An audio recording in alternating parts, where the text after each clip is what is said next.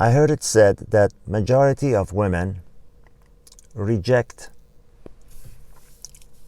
most of the men they see on an average day or they're on a date with because of a variety of reasons. You know, he's short, he's bald, he's got a belly, he wears glasses, he doesn't wear glasses, his job is a low-class job.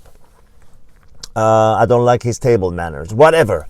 They sometimes reject them after they've been out with them on a date, or they reject them, you know, as we know, women make the decision to continue with a guy within the first couple of minutes of seeing him, if not sooner. And that is true. They initially do reject that. And if you're an average man, if you're a non-thinking man, you let that get into your head, and that kind of maybe discourage and depress you. But when you, because you're saying to yourself, well, you know, I'm not the perfect ideal. I'm not tall. I don't have a flat belly. I don't make certain amount of money. I don't have a high-class, sexy job. I don't have this big house. I don't have this big car, etc., etc., etc. And it sounds so unfair. If you're not a thinking man, immediately when you hear that stat, it sounds so unfair to you. It sounds like you don't have a chance. But if you're a thinking man, if you're somebody who thinks more deeply, and if you're a man that has respect for himself, and I've always said from the beginning, if you want respect, you should be worthy of respect. You should be living a life that's worthy of respect. You know, you don't necessarily have to be wealthy or accomplished, but you have to be on your way and trying towards whatever it is that you feel that you know makes you happy, and whatever it is that you want to do.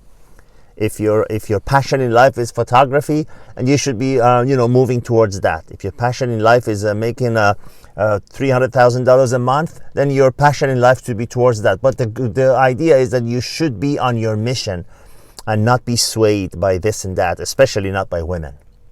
Back to the point is that when you hear those stats that majority of women reject most of the men they see in a given day or are approached by, if you're a non-thinking man, you let that go to your head, and it depresses you. It brings you down because you're comparing yourself to the ideal man, and you tell yourself, oh, well, I fall short in that area and that area and that area. You know, the job, the car, the house, the money, the net worth, the height, the perfect head of hair, etc., etc., etc., the level of sophistication, worldliness, whatever.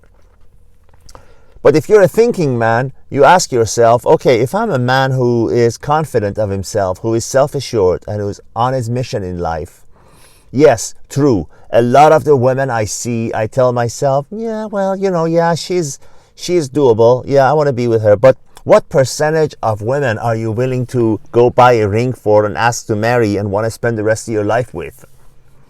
I would say that percentage is very, very, very close to the percentage of men that women accept and want to be with. So you see, it magically washes out. It magically matches. It magically makes it a fair game, a fair, an even playing ground.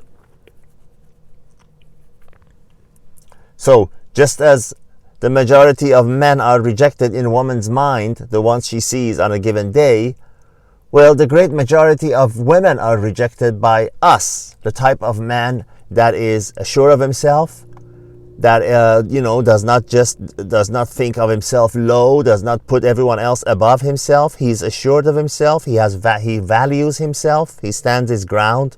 His stance in life and his beliefs are important to him.